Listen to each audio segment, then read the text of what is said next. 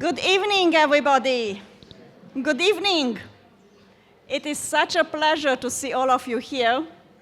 I'm Claudia Petrescu. I'm the Dean of the Graduate School, and it is my great pleasure to welcome you to one of the coolest, best events of this semester. Right? All the thumbs up. So welcome to those who are here in the building, and as well as to those who are online.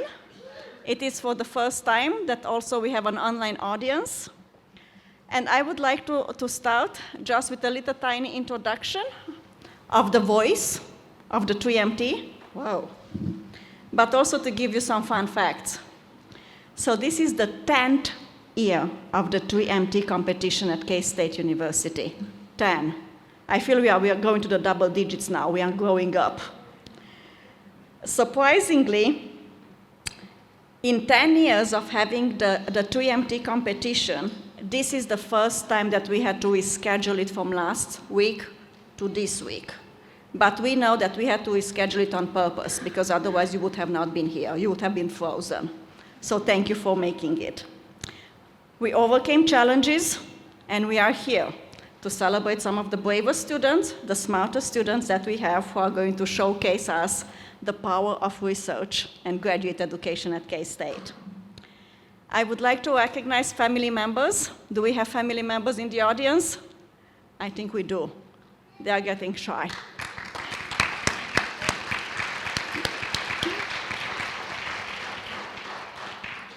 We know it takes a village to raise a 3MT student. So thank you. Many of you are also attending the 3MT competition for the first time. The first timers?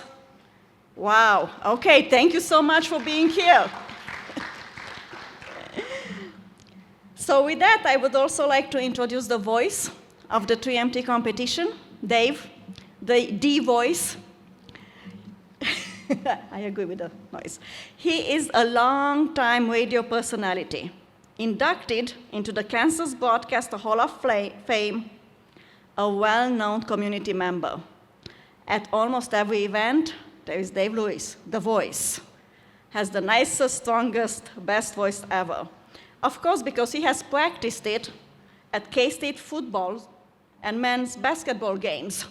So he's practiced. Thank you for the practice. And with that, the voice of the competition, Dave Lewis. Thank you.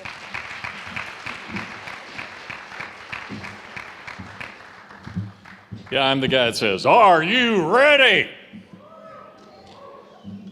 We've had this 10 years now. I have been a part of every one except for that COVID silliness that we had. But this is always a lot of fun. It also is quite unnerving for me, because I always find that I am the one that is least educated and least smart in this entire room. But thank you for having me anyway. I'm just here for my good looks. You weren't supposed to laugh at that. So we have a very special evening in store for you tonight. The 3-Minute Thesis, or 3MT as we call it, is not your average research presentation event, nor is it an ordinary competition. The competition challenges graduate students to present to a non-expert audience and MC a compelling oration on their graduate research topic and its significance in no more than 3 minutes, using just one slide that you will see on this screen over here. The 3MT develops graduate students' presentation and communication skills, and it celebrates their research discoveries. 69 K-State master's and doctoral students participated in the first round of competition on February 7th, when it wasn't snowing 18 inches. 11 were selected to participate in today's final competition. So please, before we get to the big introduction for them, you got your cell phones with you? Silence them. We're also excited to welcome our online audience that are streaming tonight. We're excited about that. So, we're going to bring up our starting lineup. So, K-State fans, are you ready? She's a master's student in agronomy, Sabrina Perret. She's a PhD student in economics. Make some noise for Sydney Weber.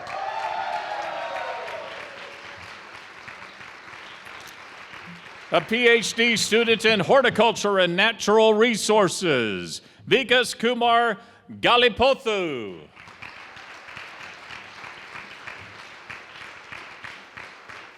Our fourth contestant is a PhD student in kinesiology, Justin Montney.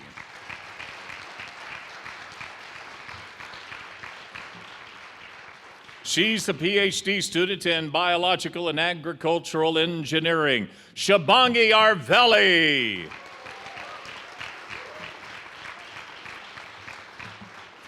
He's a PhD student in grain science, Shiva Prasad.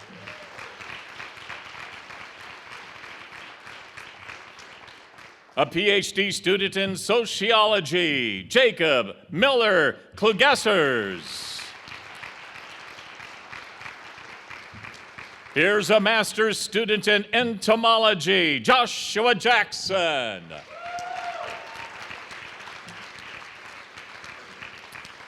She's a master's student in agronomy, Muazzama Mushtaq.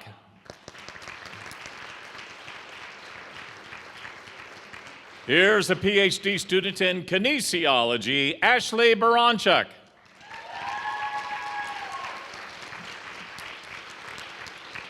And our final entrant is a master's student in horticultural natural resources, Sagar Pokrail.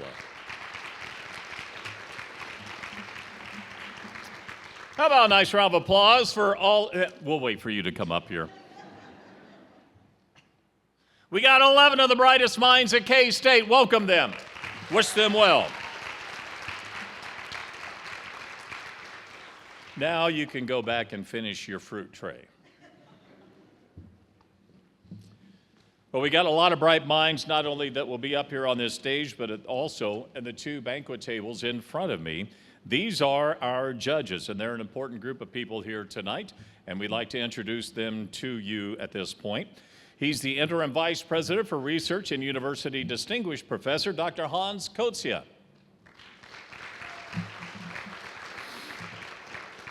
She's a Senior Associate Vice President for Research and Professor of Biology and loves everything cats, including K-State cats and four-legged cats, Dr. Beth Montalone. This dude's a Manhattanite, and I've known him forever. He is the president of the Kansas State Alumni Association and CEO, Dr. Adam Walker.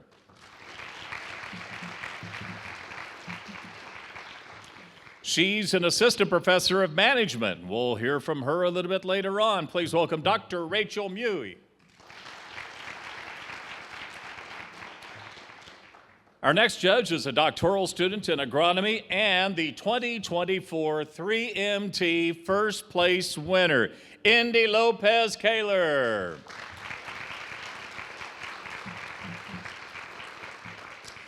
And our final judge is a doctoral student in biology and student representative of K-State's Chapter Sigma Xi, Jack Sitzma.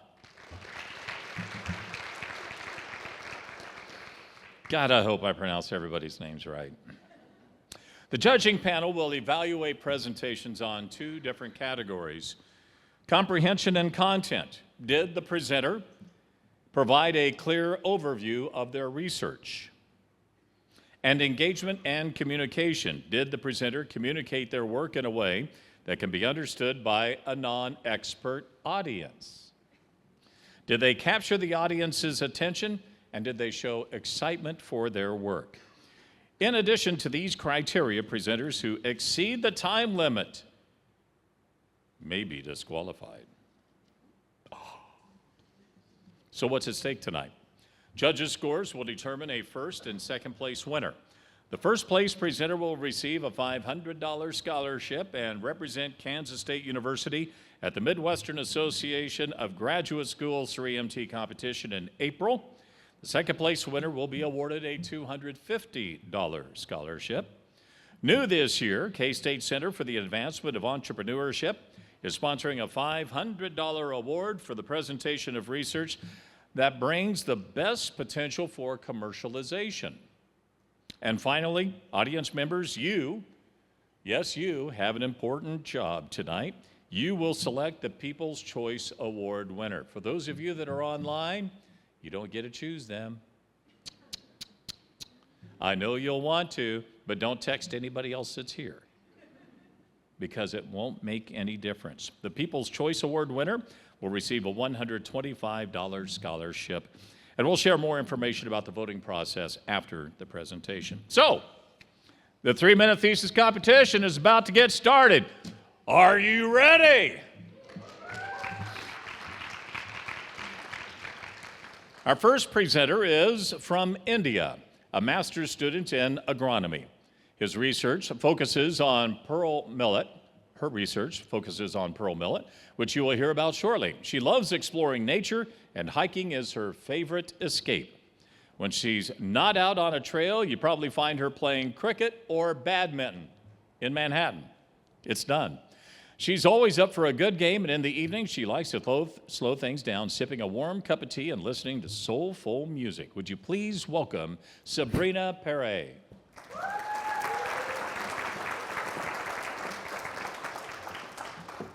Good luck. Thank you.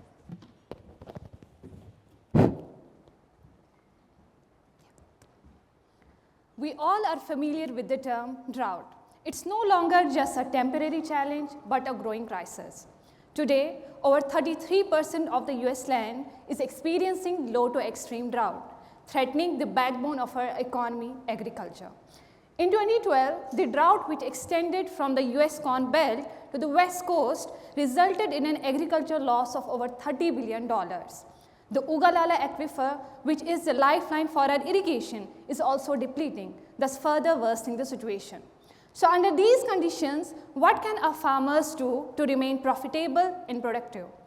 Well, the Kansas Water Plan of 2022 provides an answer: adoption of alternative crops. And my research identifies pearlnet as a strong candidate for this transformation. But why pearlnet? Because it's built for survival. This climate-resilient crop grows in drought-prone areas and has a short life cycle, which makes it a good fit in the Kansas farming system. It's free from prussic acid, which means it's a safe forage for livestock. But that's not all. Talking about the grain qualities of pearlnet, it's packed with high iron, zinc, protein, and starch content. And best of all, it's gluten-free, which makes it a good option for people with gluten allergies. With all these qualities, pearlnet can be a game changer: a cover crop, a forage for livestock, a poultry feed, as well as a nutritious food for humans. But here is the catch. Very limited research has been done on its forage potential. That's where my research comes in. We evaluated 188 pearlnet lines for drought tolerance under irrigated and rain-fed conditions in western Kansas. The results were clear. The plants in the rain-fed trial were short with reduced biomass and greenness as compared to the irrigated condition. But here is the exciting news. We identified 15 drought-tolerant lines which will now be used to produce the forage hybrids for Kansas farmers. Even more exciting, studies show that adoption of drought-tolerant crops like pearlnet can reduce the crop water demand in Kansas by 12%, which is a huge number. By improving the drought tolerance in pearlnet, we are paving the way for a water-efficient future. With the right choice and with the right research, we ensure that our farmers stay productive, our livestock stay safe, and our agriculture remains sustainable for the generations to come. Thank you.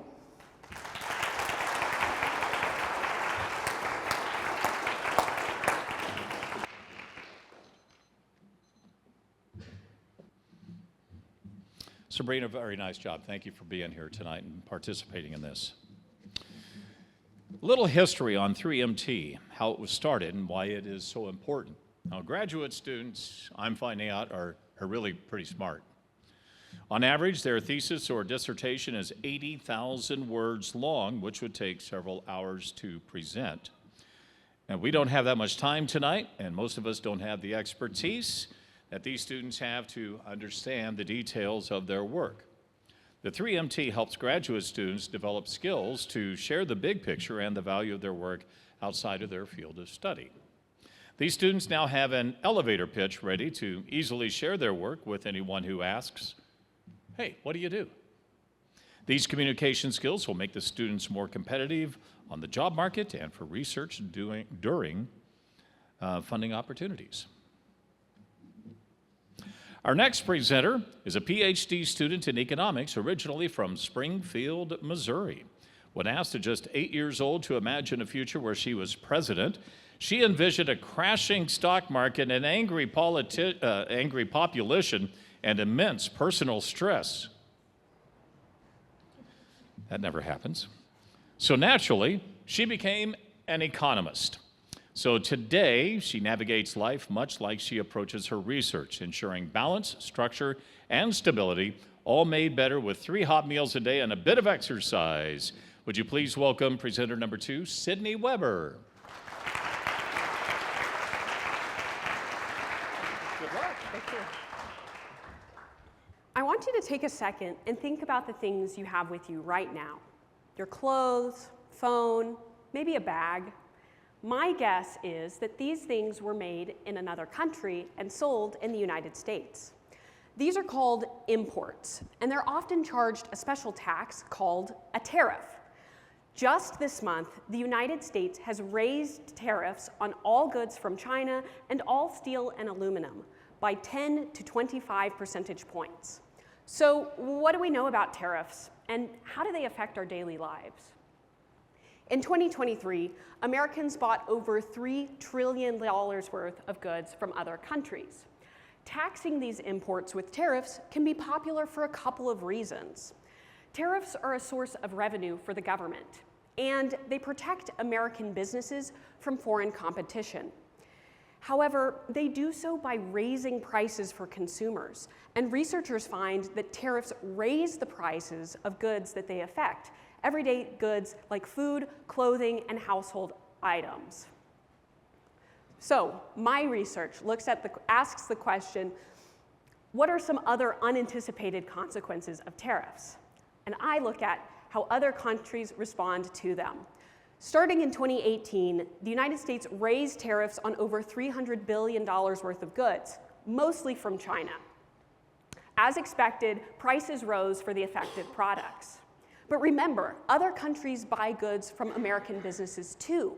So to retaliate against the American tariffs, China and other countries raised their tariffs on American goods to hurt American businesses. This is called a trade war. But China had another interesting response during this time. While it raised its tariffs on the United States, it actually lowered its tariffs for other countries. My research asks, how did China lowering its tariffs on other countries affect the United States? Using data from the United Nations, I compare trade before and after the trade war began, paying close attention to when China lowered its tariffs on other countries. Here's what's interesting. I find as China lowered its tariffs for the rest of the world, the United States imported less from these countries. This is even after accounting for the United States' own tariffs. This means that Chinese actions had an unanticipated effect on American trade. My results are important because they shed light on the unintended consequences of tariffs. And as the United States continues to increase tariffs on the rest of the world, my work informs policymakers that the tariffs they apply should be considered with great care. Thank you.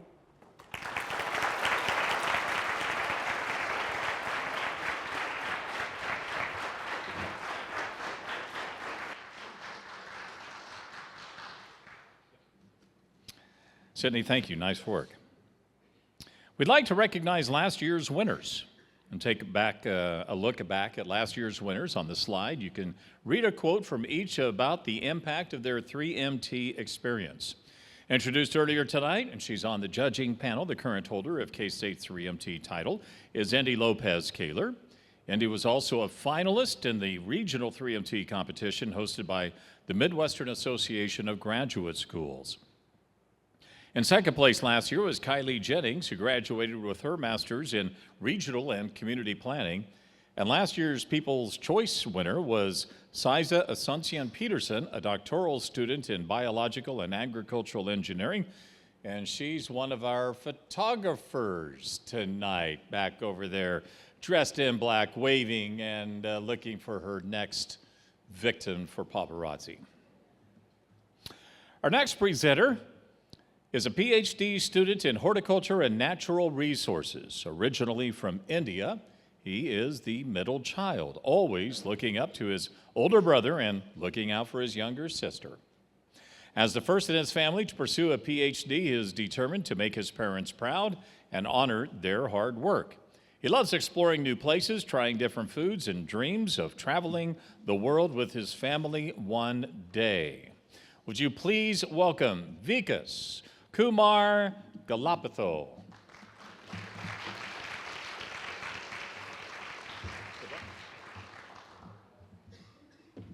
Imagine this.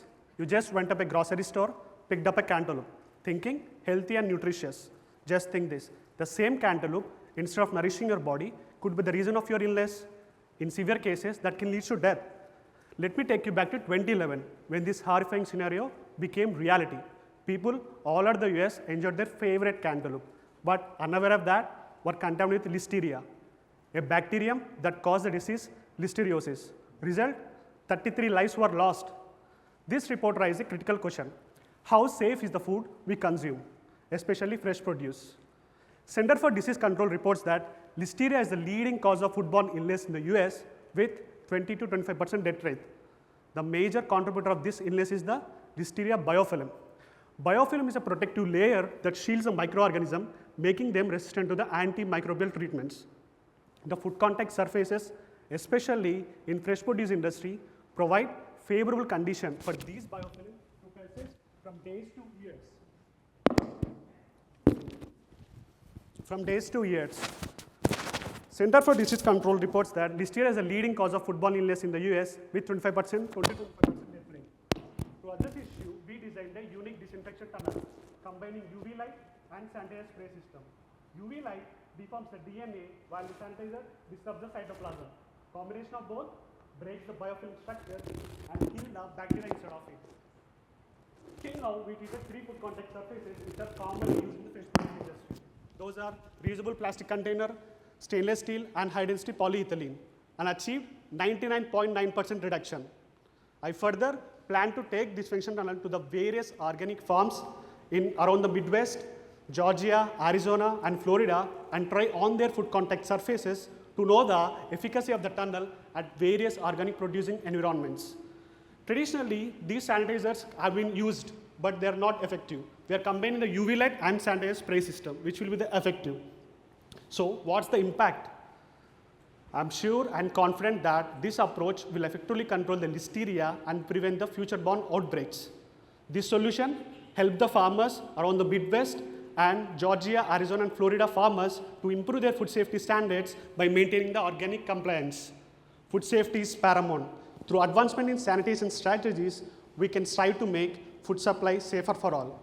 Wouldn't it be great if we could just trust the food we eat? Yes, you can, only after disinfection. Thank you.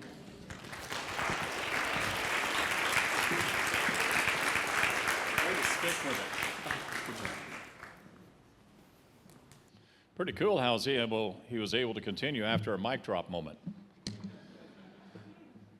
That's good work there. We didn't mention this in his introduction, but Vikas is studying at K-State's Olathe campus.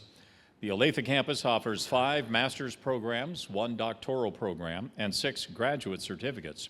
5 graduate students from the Olathe campus participated in the first round of 3MT competition earlier this month.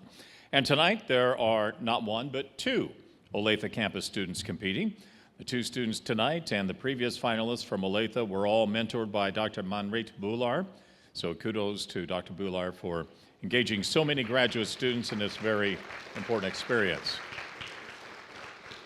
Is he here? Did I say your name even remotely close? Okay, good job there, dude. Our next presenter is Justin Montney. He's a PhD student in kinesiology, originally from Topeka. Justin's a 3-time Goolsby's Trivia League champion.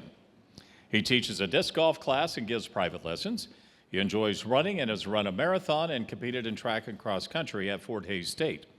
Fun fact about Justin is he worked as the pit camera operator for Jefferson Starship at the 2015 Wild West Fest. I've been to one of those. They're wild. They're wild. As a former Big Brothers Big Sisters mentor, Justin's goal is to help his hometown reduce obesity and heart disease through his research. Would you please welcome Justin Montney?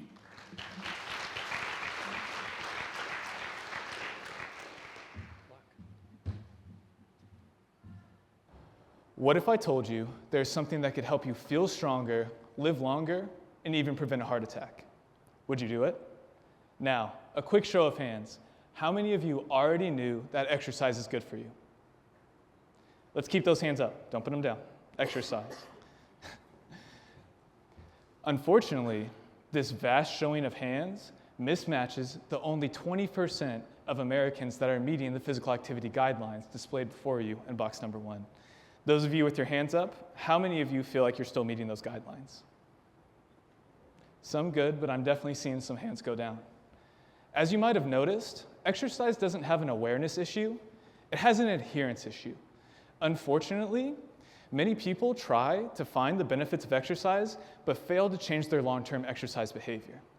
This adherence issue was especially heartbreaking when I was working with cardiac rehab patients.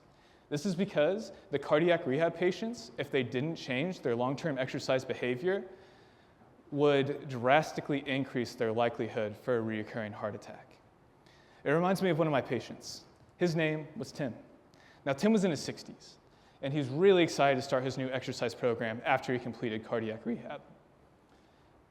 His main plan was to leash up his dog and take him on a walk around his neighborhood every day. But unfortunately, life got in the way, and Tim ended up skipping one day. But then that turned into a week, and then a month, and then 6 months later, Tim found himself back in the hospital, a reoccurring heart attack. And sadly, Tim's story isn't unique. Many patients feel like, even after graduating cardiac rehab, they lack the skills necessary in order to change their long-term physical activity behavior. On top of that, practitioners feel like they lack the training, tools, and recommendations necessary to change their patients' long-term exercise behavior. This illustrates, in Figure 2, a gap in the exercise education for cardiac rehabs. Thankfully, my research aims to bridge this gap with a program I've developed called the Cardiac Commitment Course, or C3.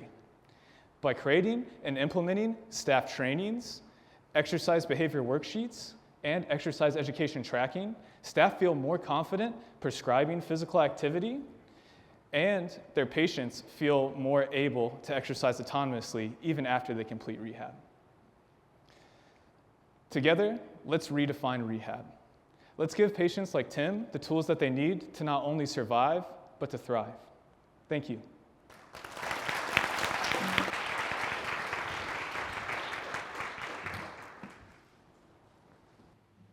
Justin, you would have to bring up that exercise word. Nice work. For whatever it's worth, I had a heart attack a couple years ago.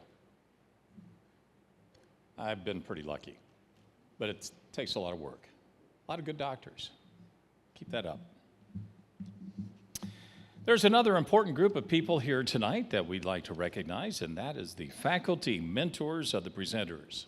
Tonight's event is a fantastic showcase of graduate student research.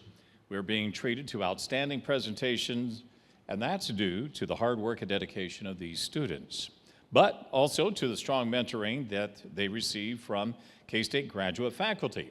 Earlier, we acknowledged one of those faculty members, Dr. Bular, and we'd like to take a moment to recognize all the faculty mentors that are here for tonight's finalists. And so if any of you are faculty members in the audience, would you please stand so that we can applaud you and shower you with love and adoration.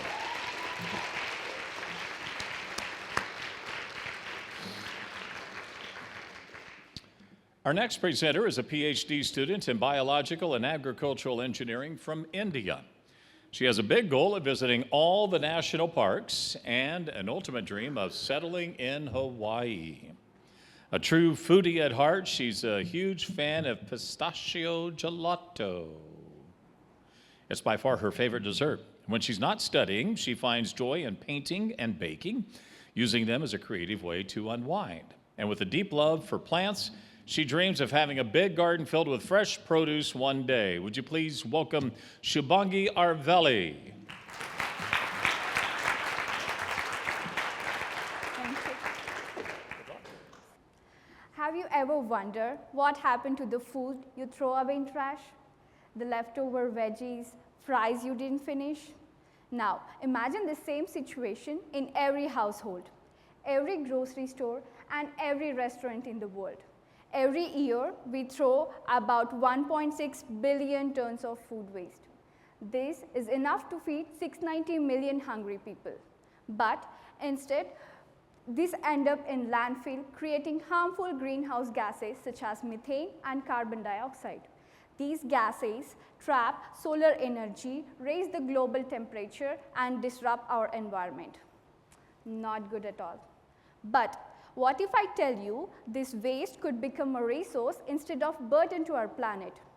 And that's what exactly my research is about, turning this trash into treasure. In my research, I use food waste from Kansas State University Dining Center and use it to feed special microorganisms. The beauty is these microbes, when given right temperature, pH, and oxygen, ferment this food waste into a compound called astaxanthin. This compound is high value. It is also called as super antioxidant because it's 6,000 times more potent than vitamin C. It is used in skincare, supplements, as well as in salmon feed that gives it distinct orange color. But wait, there is more. After extracting this astaxanthin, the leftover fat and grease in food waste is in trash. I use engineered bacteria to transform this grease into biofuel and also bioplastic precursor for eco-friendly packaging. The leftover protein-rich part can be used as ingredient in our pet food. By transforming this food waste, we are tackling environmental pollution, reducing dependency on the fossil fuel all at the same time, by creating a diverse range of eco-friendly products. With this, I aim to create a cleaner, greener, and more sustainable world. And that's the future I'm working towards, a future where everything has value and nothing goes to waste. And that future isn't distant. It is fermenting in our lab right now. So for me, food waste isn't just waste. It's a beginning of a whole new story. Thank you.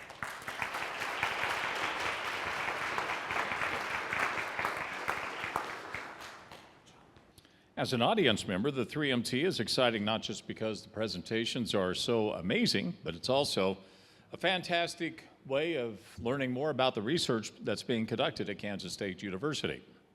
Tonight, the presenters represent 4 colleges and 8 academic programs. On the slide, you can see that across the years, a variety of programs have been represented among the 3MT award winners. I think that's a terrific demonstration that K-State has talented graduate students all across the university, including Olathe. Our next presenter is a PhD student in grain science from India. When he's not in the lab, he likes to travel, hike, and explore new places, immersing himself in nature.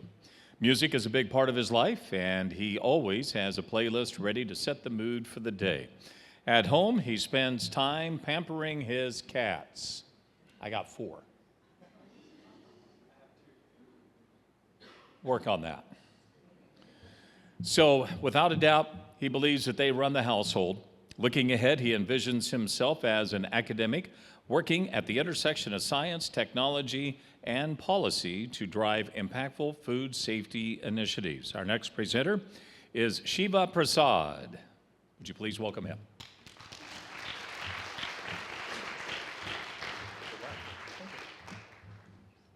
Baking is a fun holiday hobby for people of all ages. With the appeal of sweet aroma, it is easy to be enticed to sneak a bite before the cookies have been baked. However, consumption of this raw, unbaked cookie dough as a snack or as an ice cream comes with a potential food safety risk, one that is not very well known. Most of us in here assume that egg is the only risky ingredient in the manufacturing of our cookie dough. Surprisingly, there's another culprit which is often ignored, which is our wheat flour.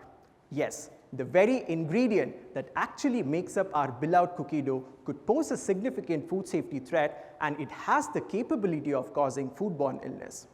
Foodborne illness have long been a topic of concern in both developed as well as developing countries. In the United States alone, foodborne illness is linked to the death of at least 3,000 people every year. With that being said, we have products such as like wheat grains as well as wheat flour, which are generally recognized as low-risk foods because of their low moisture content. However, in the past decade, we have had multiple recalls, illnesses, and outbreaks that are specifically linked to wheat flour because of its contamination with enteric pathogens like E. coli as well as Salmonella.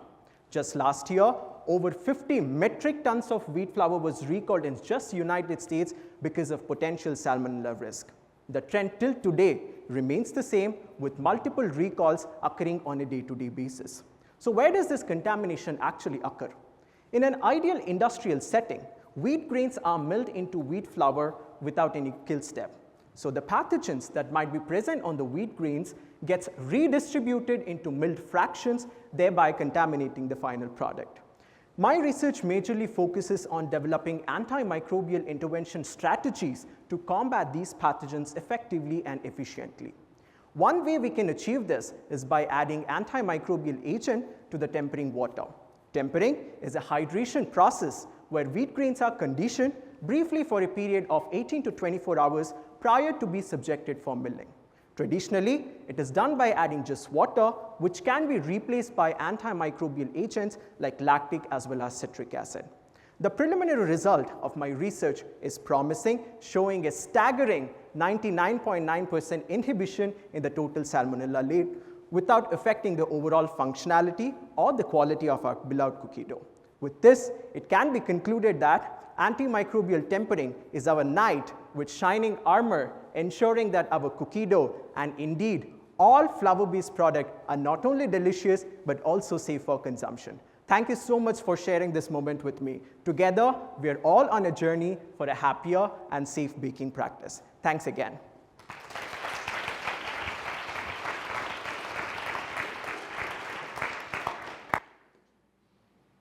We are just over halfway through the process here, ladies and gentlemen. As a reminder, for one graduate student, their 3MT journey does not end tonight. The winner of K-State's competition will advance to a regional competition hosted by the Midwestern Association of Graduate Schools, also known as MAGS. K-State has had at least 4 graduate students make it to the final round of the MAGS 3MT competition, and one of those students was the winner of the MAGS 3MT competition in 2019, Dr. Chris Omni. Another was selected for the People's Choice Award, Medarine Iftikhar, in 2022. Very proud of their work. Our next presenter is all the way here from Westmoreland, Kansas. He's a passionate basketball enthusiast who loves nothing more than hooping it up at the rec. And beyond the court, he's an avid gardener, cook, and disc golfer. His love for the outdoors extends to camping and hiking, where he enjoys exploring nature and making memories. More than anything, he cherishes living life to the fullest with his wife, Miranda. Aww. With a deep passion for learning and teaching, his ultimate goal after grad school is to become a professor. Would you please welcome Jacob Miller Klugessers. Thank you, sir. Mashing mud pies, hoeing rows, eating dirt, and all we grew in it. My childhood was shaped by soil serenades. Now, like then, I dig without gloves, because soil contains Mycobacterium vaccae microbes that affect the brain similarly to antidepressants. Depressing, according to Thaler et al., is that 1/3 of A-horizon soil in the US Corn Belt has been lost. more of a non-renewable resource than oil. We lose our soil, we lose our way.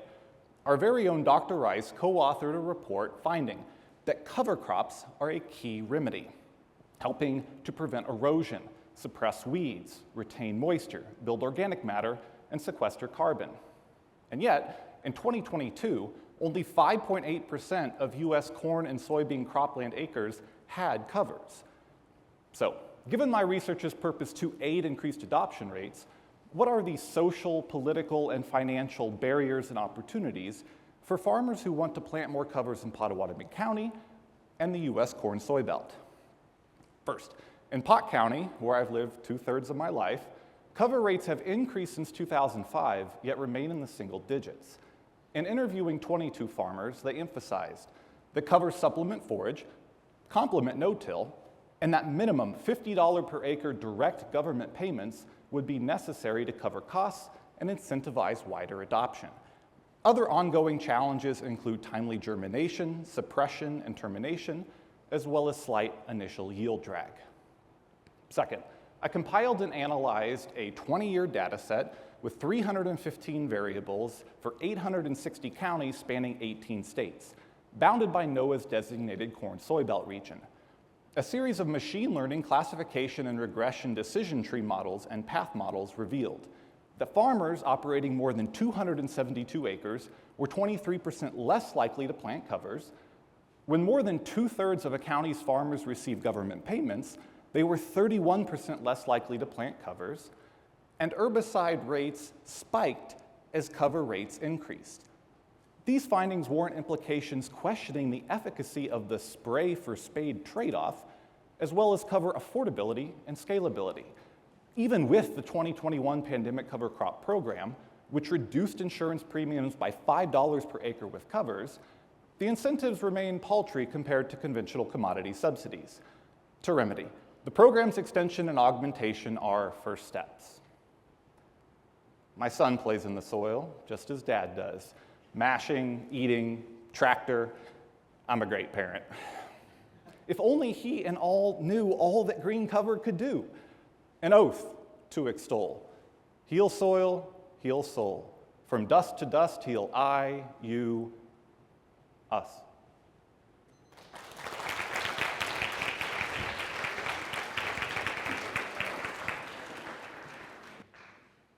I do hope that upon the conclusion of the events tonight that you do get a chance to thank all of the presenters and congratulate them on their efforts. I will give you a word of warning. Mr. Klugashers has a killer handshake. That's a good old Kansas farm boy right there. Thank you to our first round judges, volunteers. Coordination of K-State's 3MT was led by the graduate school, and they would like to acknowledge others who have made important contributions to make the event possible. A big thanks goes out to K-State faculty, staff, and community members who assisted with practice sessions and have served as judges in the first round of competition.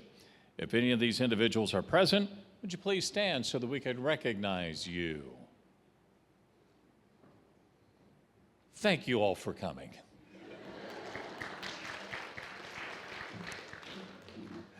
Our next presenter is a master's student in etymology from the state of Maryland. He has quite the journey.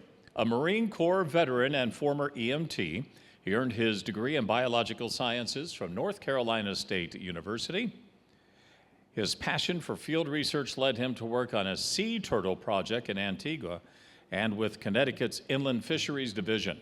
But it was during this time at the USDA's Plum Island Animal Disease Center that his interest in entomology truly took off. Now his research focuses on arthropods like ticks and mosquitoes that transmit diseases. Outside of research, he enjoys reading, exploring local restaurants and breweries with his wife and son. But the son really likes the brewery part. And he's trying to make an honest attempt at playing the guitar. Would you please welcome our next presenter, Joshua Jackson.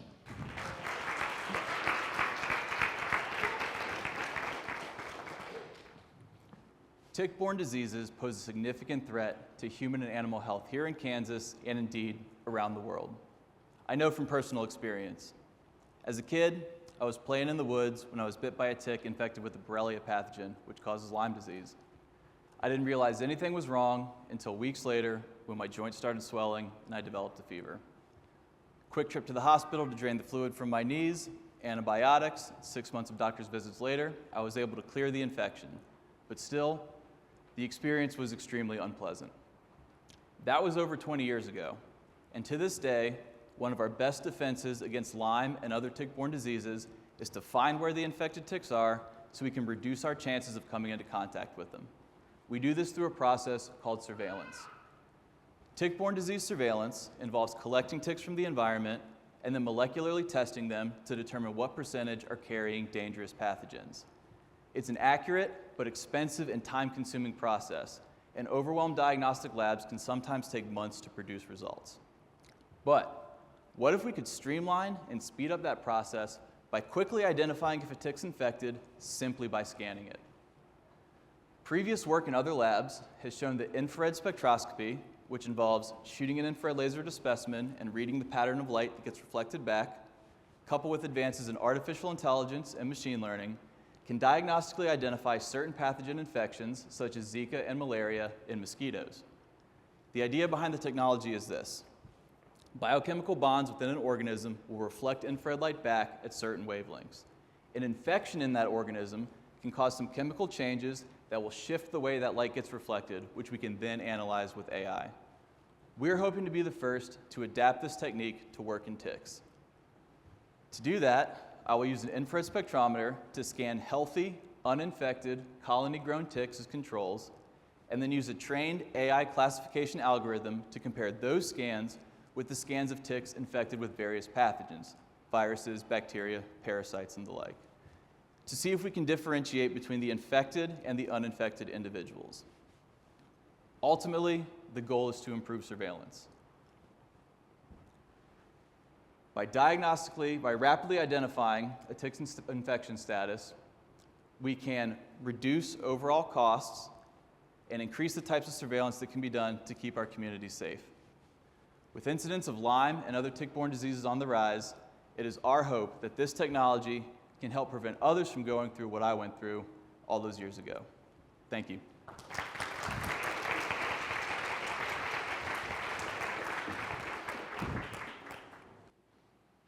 I can't wait till an individual bitten by a tick becomes one of Marvel's next superhero Avengers. That'd be a nice thing. Instead of superpowers, they become scientists. Good job, Joshua. Thank you. If you're enjoying these presentations tonight, I have some good news for you. There are 2 more opportunities to learn about graduate student research this year. You can join the graduate school on March 11th and 12th for the K-State Grad Forum, where graduate students will give talks and poster presentations of their work. And there are also opportunities to serve as judges. It's a very fulfilling job. Not necessarily financially rewarding, but hey, you get bonus points. On March 25th, 10 K-State graduate students will present posters of their research to state legislators at the Capitol building for the annual Capitol Graduate Research Summit. The event is open to the public, so if you'll be in Topeka that day, stop by to support the K-State graduate students and also learn about research that's being conducted by grad students at other Regents universities. Our next presenter is a master's student in agronomy, originally from India. She speaks 4 languages and has a deep love for cooking, but even more for eating. Always eager to try foods from different cultures and experiment with new recipes, she insists that nothing compares to the flavors of home. And if you think you know spicy food, she has one thing to say: come to India. You'll understand real spice. More than anything, she enjoys connecting with people and sharing stories. Would you please welcome Moazama Mushtaq.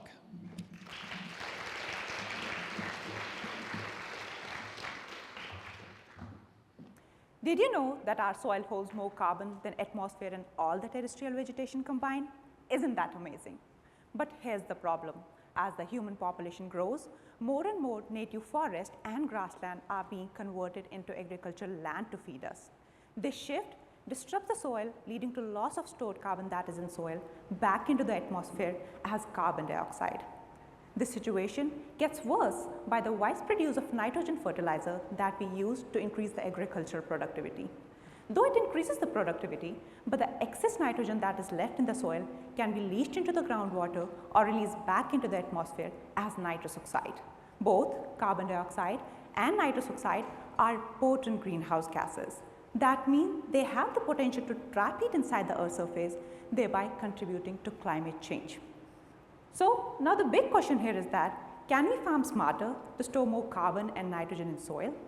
To answer that question, we conducted a 31-year-long experiment to study how different management practices such as conventional tillage, in which we plow the soil and then do the planting, no tillage, in which we do planting without disturbing the soil, along with the use of organic and mineral fertilizer, impact carbon and nitrogen storage in soil. Our aim was to identify sustainable farming techniques, improve soil health, and promote climate resilience. And I have some great news to share.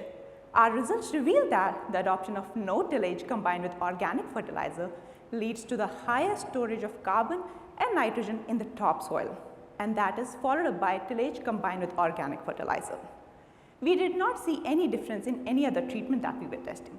But interestingly, over time, as the 0 to 5 centimeter layer reached saturation, the carbon and nitrogen started moving to the deeper soil profile. First, from 0 to 5 centimeter to 5 to 15 centimeter, and now it has started moving into 15 to 30 centimeter depth. This is a breakthrough because it challenges the older belief that once the top layer is filled, it can hold no more carbon and nitrogen. But in reality, if you manage the soil well, once the top layer is filled, the bottom layer acts as a reserve, providing even more storage potential. These findings are significant. Adoption of no tillage combined with organic fertilizer provide a practical solution for us to store more carbon and nitrogen in soil, improve soil health, reduce greenhouse gas emission, all while promoting food production. So the next time you think about soil, remember, it's not just dirt. It's a powerful ally in our fight against climate change and rising food crisis. And the way we manage it today is going to shape our planet's future. So let's manage it well.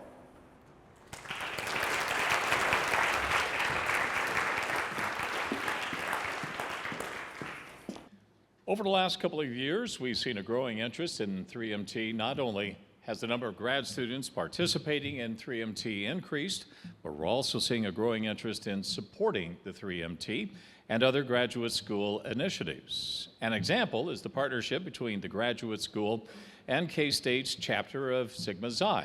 Last year, Sigma Xi provided sponsorship for the 3MT Awards. This year, Sigma Xi will sponsor a free one-year membership to each of our 11 finalists tonight. And I'd like to welcome one of our judges tonight who is representing Sigma Xi. Please welcome Jack Sitzma.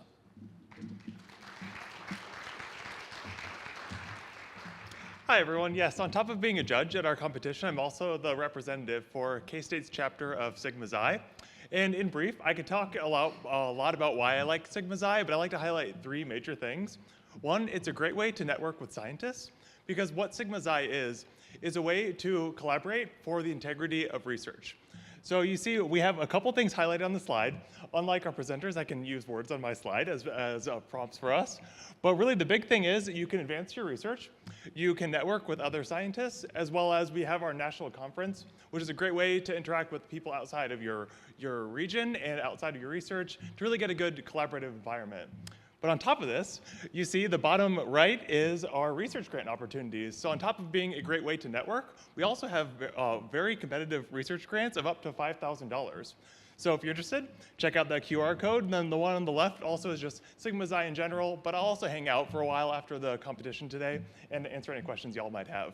We'd love to see y'all join on top of our presenters. Thank you.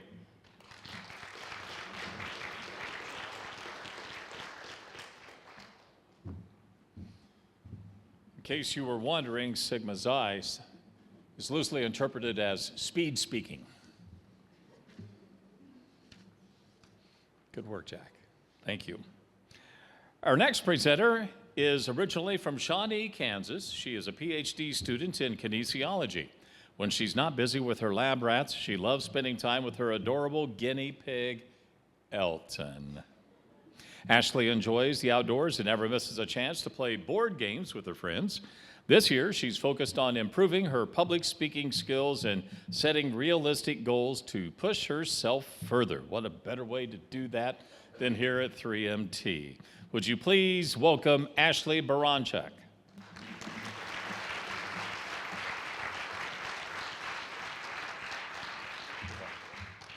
Every time we exercise or are physically active, even if it's as simple as walking up the stairs or doing chores around the house, our body has to make physiological adjustments. One of those adjustments is an increase in blood pressure. This increase in blood pressure helps to promote an increase in blood flow to working skeletal muscle. In a healthy individual, a small to moderate increase in blood pressure is beneficial and helps us complete daily tasks of living. However, and when a cardiovascular disease patient exercises, their increase in blood pressure is much larger. This exaggerated blood pressure response to activity puts them at risk for adverse cardiovascular events such as heart attack or stroke. Currently, glucagon-like peptide-1 receptor agonists, or GLP-1s, such as Ozempic, are largely prescribed for diabetes and weight loss. However, this class of drugs have also been shown to benefit cardiovascular health due to their anti-inflammatory and antioxidant properties. This led us to hypothesize that GLP-1s may be used to benefit cardiovascular disease and blood pressure control and exercise in a rat model of cardiovascular disease. To do this, we surgically induced peripheral artery disease, or PAD, in a group of rats. PAD is a common form of cardiovascular disease. We also teach these rats to then run on a treadmill so that we can measure their blood pressure response to exercise. Our lab has previously demonstrated that this rat model of PAD produces that exaggerated blood pressure response to activity, just like that seen in PAD patients. On experiment day, our PAD rats complete a control bout of treadmill exercise and then receive a single dose of a GLP-1. Then a second exercise bout is performed, and we can compare that blood pressure response from the control and post-GLP-1 bout in order to determine if there were any effects of the GLP-1 on blood pressure. Incredibly, that single dose of a GLP-1 was actually able to decrease that blood pressure response in our PAD rats. If GLP-1 administration could improve blood pressure control in a cardiovascular disease patient, this could reduce their risk for stroke or heart attack. This class of drugs has already been approved for use in humans, so we are very hopeful that these results may translate and benefit this population of patients in the near future. By allowing these patients to more safely complete daily tasks of living, such as walking up the stairs or doing chores, we hope to both extend and improve their overall quality of life. Thank you.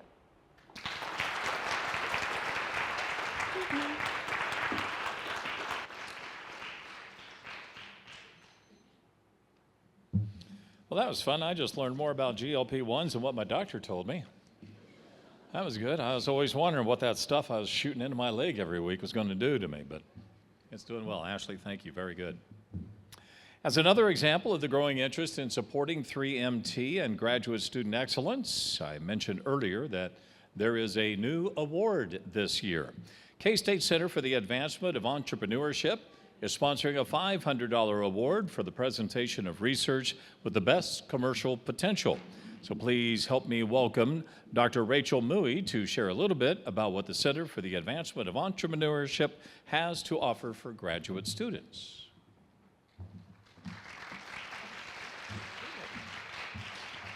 So I didn't even think twice about being nervous coming up here until I realized it was a night full of competitive speeches, right? So I apologize in advance.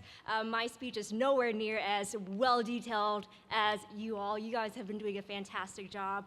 So thank you to the graduate school for allowing us to come present what we are doing. So my name is Dr. Rachel Mui. I am here on behalf of the Center for the Advancement of Entrepreneurship. And although we are housed in the College of Business, our main mission is to make sure that we support all of our students here at K-State and those in our community to explore their entrepreneurial potential. We always say you can't just be an entrepreneur, you have to be an entrepreneur in something, which is why we love to stick our little noses in events like these, because your research, my goodness, some of the things that you are doing, you have no idea the impact it can actually have beyond just adding knowledge to your field, right? So for those of you who are going into academia, you may or may not have already been fed the mantra to publish or perish. And I hate to burst your ego, but the reality is the average readership for peer-reviewed journals are what, 10 people? I think in my field it's actually 7.5, and I'm guessing half of those are your committee members, if they are good committee members and actually read your work, right? But I truly do believe that your work has the ability to impact more than just 7.5 people. If you are able to take that knowledge to create new and innovative products and services that can help improve our society. So that's where we come in. We have just launched a new series of graduate level courses designed for non-business students who would like to explore what that would look like. So in the fall, we are now offering a new entrepreneurship course on what it means to activate an entrepreneurial mindset in your own disciplines. And in the spring, we have just launched a commercialization class so you can learn how to commercialize university research. So shout out to my students who are here tonight. We got free food, and you guys don't have to listen to me talk, except for now, just for a little bit. And we are also offering scholarships for you guys to start exploring these classes starting next semester. So, you know, I hope that if you are interested, please take a snapshot of the QR code. I hope I'll reach out to you in the future if that's all right with you. But ideally, the skills that you learn here, regardless if you go into industry or stay in academia, you'll not only learn how to produce better products and services for industry, you'll also learn how to conduct better research, right, if you stay in academia. And if we want to be really pragmatic, then I'm hoping that the skills you learn will at least help you secure better paying jobs in industry and help you secure better funding in the future. So I guess you can say that's my little 3-minute thesis spiel for our new graduate class. So I hope you check it out, and I'll be here if you guys have any questions, all right? You guys are doing fantastic tonight. So round of applause for you guys. You didn't have the 3-minute timer on you. I wasn't paying any attention until you mentioned it. Our final presenter is a master's student in horticulture and natural resources with a focus on urban food systems for our second presenter in the Olathe campus. Originally from Nepal, one of his favorite hobbies is playing soccer, and he loves exploring different cuisines from around the world. He has a unique passion for collecting currencies. He currently has 23 different currencies and hopes to keep adding to his collection. Coming from a country famous for its mountains, one of his lifelong dreams is to climb one himself, an adventure that he looks forward to experiencing someday. Would you please welcome Sagar Pokhrel.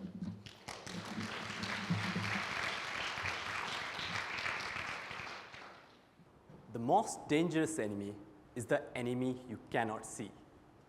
Can you guess what I am referring to? The enemy here is pathogen. Pathogens that contaminate the food we eat. Last year in the United States, 450 people got sick after eating salmonella contaminated cucumbers. And this was not a one-off case. Almost 3,000 people die every year in the United States from similar foodborne outbreaks. And one of the root cause in all of this are farms. Farms where food safety practices weren't followed. But why weren't they followed? In the US, much of our agricultural workforce is made up of immigrant farm workers who put food on our table. Most of them, however, struggle to follow food safety practices. After interviewing immigrant growers from Kansas, Missouri, and Iowa, we were able to identify different food safety topics that these growers did not understand. And we also realized another problem. के तपाईहरुलाई थाहा छ फलफुलमा कीटाणु हुन सक्छ? Did anyone here understand that? No. Why not? Because I was talking in a language that you don't understand. And that's exactly what we are doing with these growers. we're giving them educational resources in English, a language which most of them do not understand. And these educational resources also fail to address their unique cultural and farming context. And this creates a gap in education, which exposes us all to the risk of foodborne outbreaks. So how can we address this? These growers need simple educational tools that show food safety issues in their practices and offer practical solutions. And in doing so, visuals are the key, because visuals don't just tell, they show. Images can easily demonstrate how some farm activities, if not done properly, can lead to contamination on farm and how small changes can help to prevent it. To make our resources more impactful, we're developing them as posters where we pair these visuals with short food safety messages, the messages that will be translated into the native languages spoken by these growers. In our posters, we've used relatable characters, familiar work settings, and showed practical tools that these growers can use on their farms to ensure that our messages are actionable. By using such posters that everyone can understand, we expect our growers to understand these food safety issues and adopt safer practices in their farms, because a safer farm means a safer food for all of us. Thank you.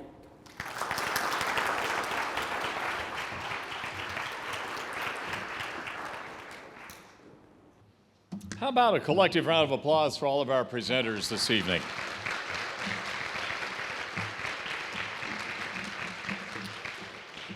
Now comes the tough part for these 6 people right here. They are casting their ballots and comparing notes and putting all that together. And this is also the time for the People's Choice winner. Voting is limited to those present in this room, to our online people. Thanks for joining us. Sit this part out. Each person may vote only once.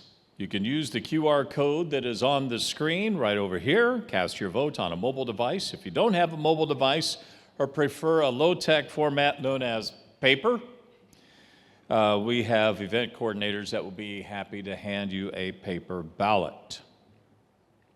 So we're going to take a little bit of a break for the coordinators to tally the judges' scores. And I might add that we still have food over there. Every student just went, oh. We have food over there, and if there's only one M&M cookie left, I call dibs. We'll be back with you in just a few moments. Thank you. So, 3MT fans, are you ready? The scores and votes have been counted, and it's the moment we've been waiting for. All the presenters, thank you for doing your work tonight and doing an outstanding job. And we certainly hope that you all feel very proud of the work that you have done tonight, and also proud of being selected as finalists for this year's competition.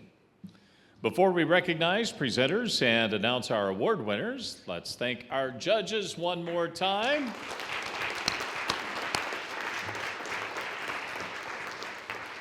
Toughest job around is to be a judge at something like this. Can you imagine? We are going to start by presenting the Best Commercial Potential Award, the People's Choice Award, and then our second place award. I'd like to invite Dean Petrescu up and Dr. Miller to the stage, as well as Dr. Mui, if you would come and join us to present the award for Best Commercial Potential. And presenters, if your name is called or as your name is called, please come up on this side of the stage. Are there steps there?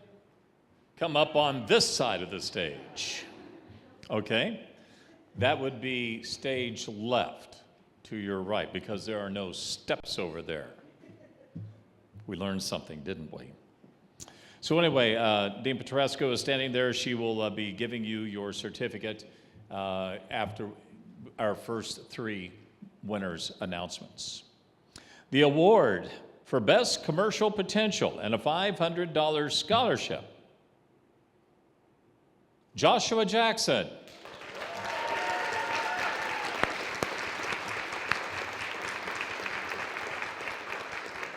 Congratulations.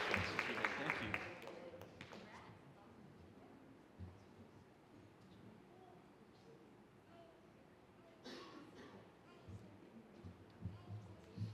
thank you. It's so nice to have you up here for 17 seconds. The winner of the People's Choice Award and a $125 scholarship, Shabangi Arveli.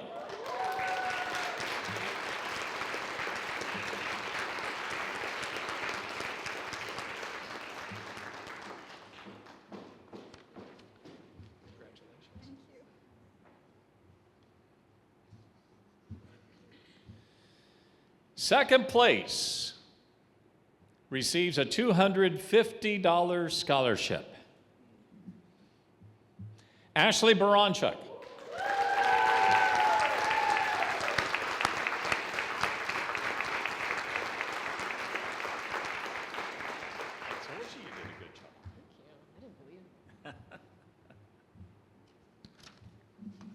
So now we're going to keep you in suspense just a little bit longer because we like captive audiences at Kansas State University. And we're going to do this before we announce this year's 3MT champion. All the students did an amazing job tonight, and we want to recognize all of them. So I'm going to call each of you up here, and we are going to give you a certificate to recognize your accomplishment of being a 3MT finalist here tonight. And after all our presenters are on stage, we will announce this year's 3MT winners. So, would you please welcome Sabrina Paray, Sydney Weber, Vikas Kumar Galipathu,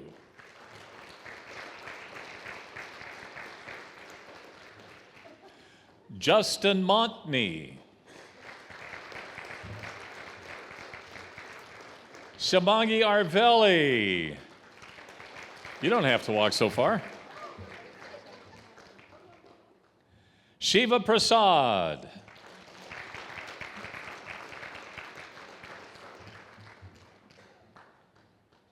Jacob Miller Klugesers. Joshua Jackson. Muazzama Mushtaq.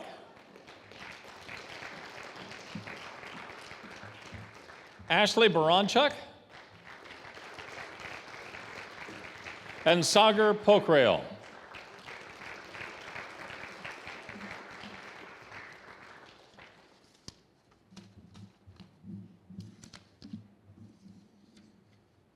Now let them look at you while you applaud all of them for their work tonight.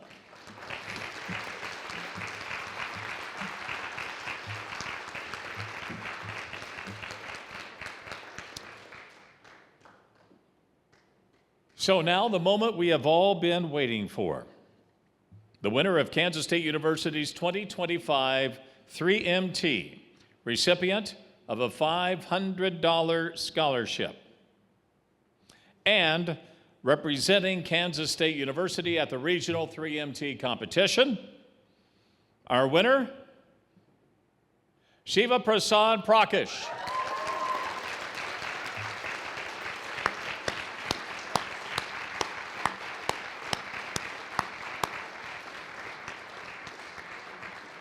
I think you can make more applause for that than what you just did.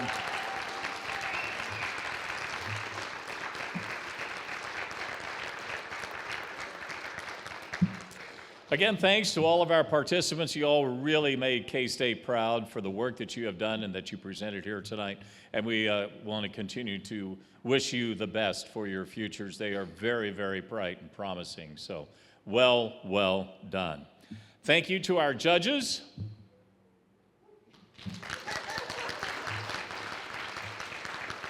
And we also have staff here, Dr. Miller, Dean Petrescu. We got a lot of staff that are running around that helped out with everything. Thank you all for doing that. You can give them a round of applause.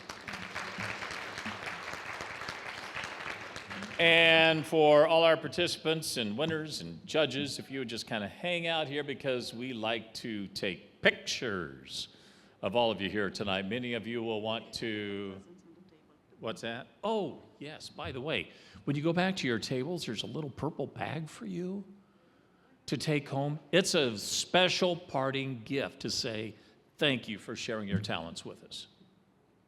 because every presenter should get a parting token of appreciation, don't you think? It's been an honor to be a part of this for the 10th year. Thank you all for joining us. For those of you that are online, thank you all for joining us here tonight. And come next year. That way you can vote. That's a good deal. I'm Dave Lewis. Good night, everybody. Go Cats.